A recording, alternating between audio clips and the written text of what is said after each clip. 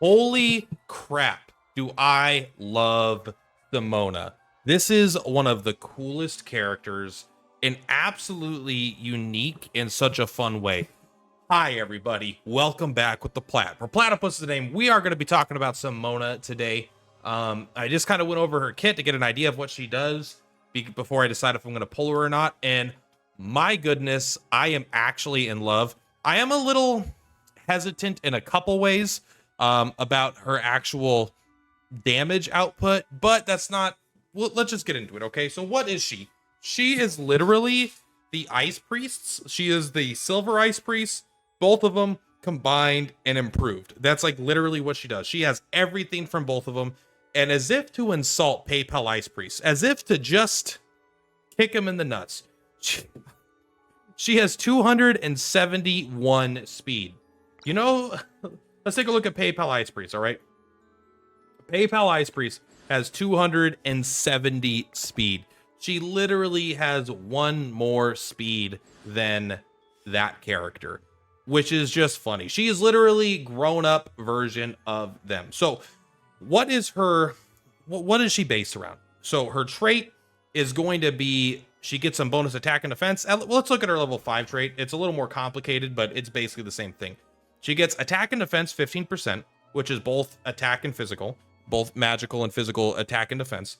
When she has a shield, you get an additional 10%, and you become immune to attribute debuffs. Already insane. So 25% stats when you have a shield. Fuck yeah. At the start of the turn, she gains Armor of Ice. So she's really based around this Armor of Ice ability. And then we'll read that in a second. If she is dying after being attacked, you immediately gain Armor of Ice. So what is Armor of Ice? Armor of Ice is a ability that happens at the start of your turn. You always gain Armor of Ice. It has a cooldown of 2 turns, right? But then if you're going to die, then you'll instantly get it back. I wonder, actually, does level 5 have 2 turns? I didn't notice that.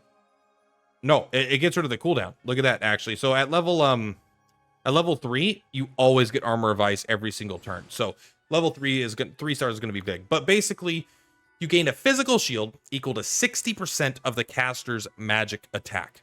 So that's not the biggest shield, but it is there. So if like a lot of the other shields that a lot of other characters have is based off your health, like 25% of your health, and then you could stack 25, 50, 100% of your health. 60% of your magic attack is not the biggest shield, but it is something that is being added all the time. So if she builds purely magic, she is going to greatly increase her own survivability, which is really good. It could be very easy for her to get a shield bigger than her actual HP pool that refreshes every single turn. Absolutely insane. This is a mage. She is an ice mage, but she has an incredible amount of tanking potential in terms of it's going to be hard to focus her down. She's not going to be jumping in front of allies to save their lives. So her signature ability is one of my favorite that the Ice Priests get, Ice Lance. Single target attack, 130% damage, which is pretty good damage. Lowers their speed, lowers their movement for 1 turn, right? Or for 2 turns, but speed 1, move 1 down. So pretty good Ice Mage attack. It's nothing special, but I'm always happy to have it. You can see here, she actually has an Ice Sword. That's one of her abilities that we're going to get to in a second here. As if to immediately taunt us at rank 1.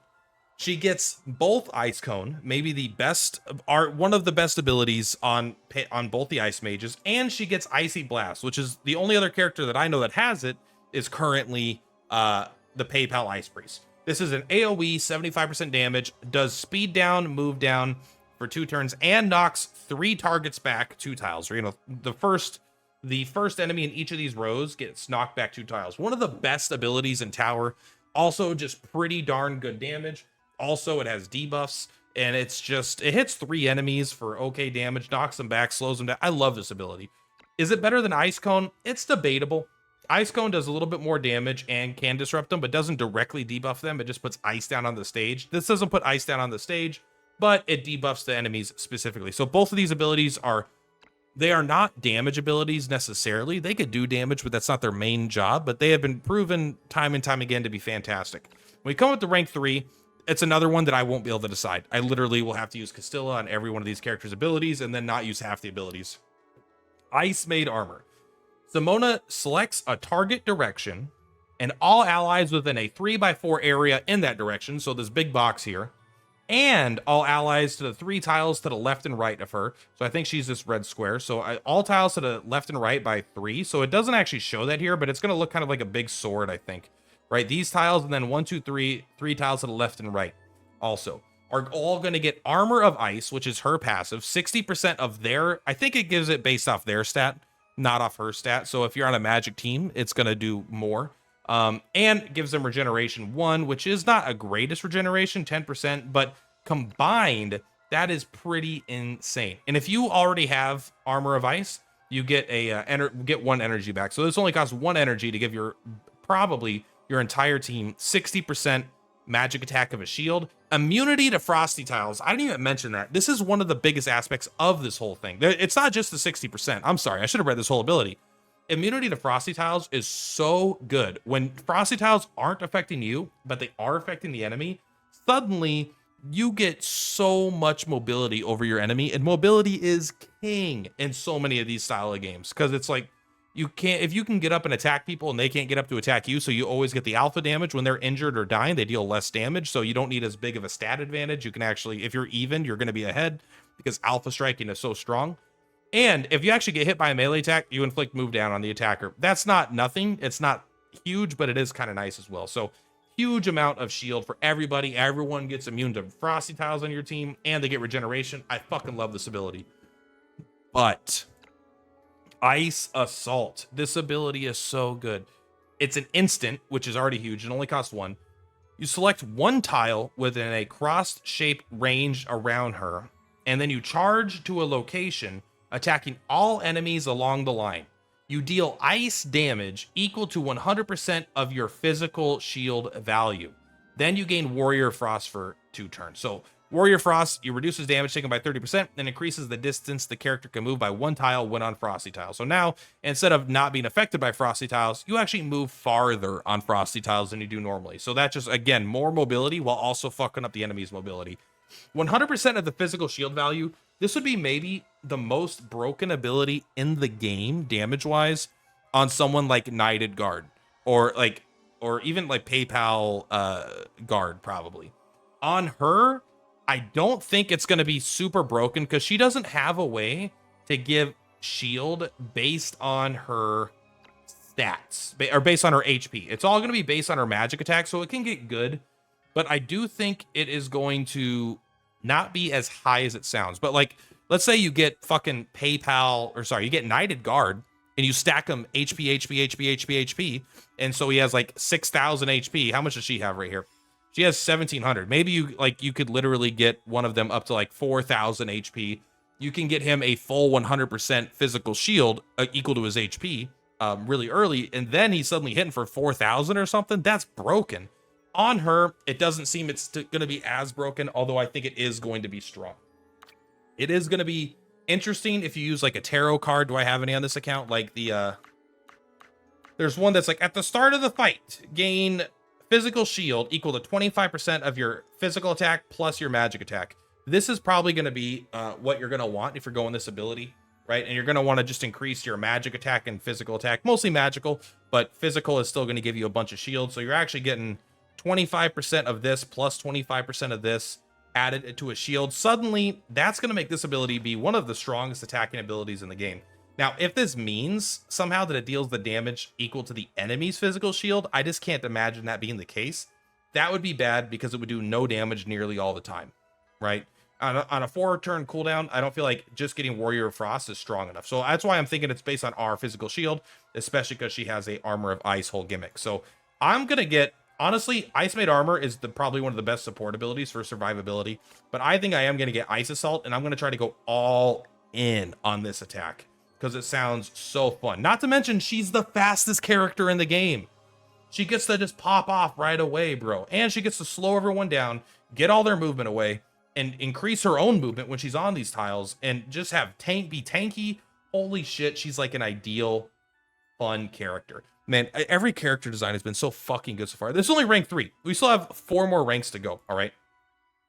Protection of Ice. When hit by an active attack from the enemy with movement down, the damage taken is decreased by 30%. This is pretty good because everything in your kit basically does that. Even Frost Armor or Armor of Ice does that itself when you inflict -1 movement. I don't know how the stacking of that works if you're going to get the -30%, but this is obviously pretty good. However, this seems a little bit better. After your armor of ice is destroyed, you deal magical damage to all enemies within 2 tiles, and then you inflict move -3 on the target that attacked you. I think it's only the one, not all enemies within 2 tiles, because that'd be too broken.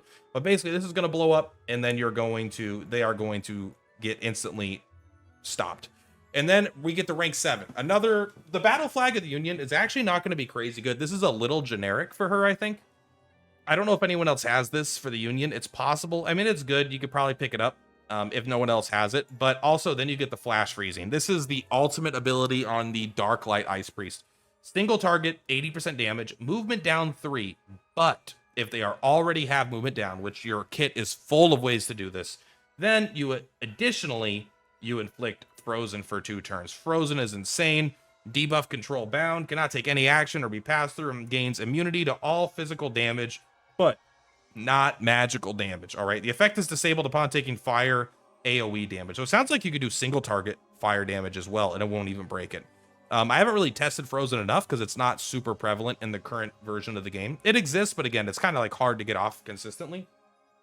But I love flash freezing. I don't know if I'm going to have room for it on the bar. I might. None of her abilities do an insane amount of damage, but this would be one that I would put on sometimes. It seems like a lot of her stuff is good for AoE and getting in there, and this seems to be more of a single target control spell. So as far as their basic attacks, 2 really good attacks here. 80% magic damage and inflicts move down on healthy targets at a range of 1 to 2 because she is a mage, but you can get a 1 to 1 range here, and single target attack deals 110% damage, so it's already pretty good because it's magic damage. Then, if she's attacking enemies with negative movement down or who are currently on frosty tiles, which is even easier to do, you deal an additional 30% damage. So this is a 140% damage always 0 cost attack, which is really good. And it does have a range of 1, but honestly, I'll probably use it because it's an ice made sword, which sounds way cooler than ice attack. No offense. Ice attack might be better, but I'm willing to give up that 1 range to have a fucking cool ass attack. Now, Will to Survive is likely her worst ability once you get her to 3 stars. If the character is dying at the start of the turn, recovers 50% HP and 2 energy. I mean, it's like fine, but I can't see this making it onto the bar, especially when she's already designed around being tanky. And then the whole thing is when she dies, she'll get frost armor, or armor of frost. I don't know how it works if like your armor of ice is almost broken, if this will like refresh it up to full or not, or if you have even 1 point of it, if it won't refresh. I'm not entirely sure, but it's fine. But it's no Winter Doomsday, bro. You select 1 tile within a cross shape around her. So basically, one of the 4 cardinal directions. You get to choose one of the directions. It deals 70% ice damage to all enemies within a 5x3 square. That is so fucking big. And then you summon an ice wall. I don't know what the ice wall even does, but in the center 3 tiles, boom, only the 3. So not the outline, but the center 3. And then if it's occupied, you instead inflict frozen on the target. So you flash freeze whatever's in the middle here, or you put an ice wall down. It's only for a turn, but still a turn for frozen is insane because they can't do. Frozen is one of the strongest status elements. It's stronger than sleep. It's probably weaker than stun, but it's like up there. Now this has a pre-cooldown of 1 turn. This is the first time I've seen this tech. So for me, what this means is when the combat starts, before you've ever used it, it starts on cooldown because this would be too powerful on the first turn of the round in PvP is my guess. So there is that, but absolutely fucking cool ass ability. So the only thing to note here, in my opinion, is that her actual damage numbers are all pretty low. 75%, 80%. The strongest one is actually this one here at 130%, which is fine. But I mean, like, Flame Sorceress gets 200%, Beryl gets like 150+%. So her actual numbers aren't insane, but if her numbers were that much higher, I think she would be absolutely broken. So I think because she's like a supporty, control, tanky, and damage dealer, but she's not going to be our main damage dealer. She does actually some of the best AoE damage because look how big these ranges are. So she could hit a lot of things. But her actual single target stuff is not that good, with the exception, if you can make Ice Assault work, if you can get that shield high enough, this might be busted. It might not be busted though. I haven't run the numbers yet. This is more of an overview as far as like a specific build guide, right? We're not showcasing her specifically. But yeah, absolutely one of my favorite characters to date so far. I will absolutely be pulling this character when they drop. I mean, I want to use an ice sword. It is the only thing that's a little lame is the ice cone, icy blast, and flash freezing are all on other characters, and they're also things that I want on this character, and even her signature ability. They're all on other characters. But I am really excited for the ice shards, the ice assault, and the fucking winter doomsday, bro. Look how cool this ability is. Holy shit. Ice Made armor is probably just really good for overall survivability as well. Just given, if you have a full magic team, which it seems like she's going to be the one that wants to be part of it, that means you're running Edda, right? Edda shreds magic defense, so now enemies don't have magic defense. They already have move down for being on liquor. They already are slower for being on liquor, and then this is going to turn on her abilities immediately, right? So now if things try to hit her, they're not going to do as much damage. You're going to be able to freeze things. You're going to be able to run up to them and deal 30% bonus damage because they're either going to have move down or be on frosty tiles. Going to be able to turn them to ice, and when they're frozen, your whole team's going to be able to hit them because they're frozen. They're immune to physical, but not to magical. Absolutely seems like a fucking crazy character from a more control, tanky, support stand-up or standpoint. They're not going to just burst down a single target really easily and turn the tide of battle in that way. Although, again, this ice assault might do a ridiculous amount of damage. We got to see. We got to actually get our hands on ice assault and really see how much damage we can make her do, because we want to scale her magic attack. We don't even care about literally a single defensive stat. We only care about pure magic attack because it gives her survivability with her other abilities. Anyway, that's going to be all for this one, guys. I hope you're as excited for this character as I am. Just for fun, let's take a look at her skin. I guess I can't look at it because she's not level 5. I can't show you the banner, I don't think. So we're not going to worry about that. Anyway, much love. Purplatypus is Purplatypus. I'll see you on the flip-flops. Bye! Platypus on the right.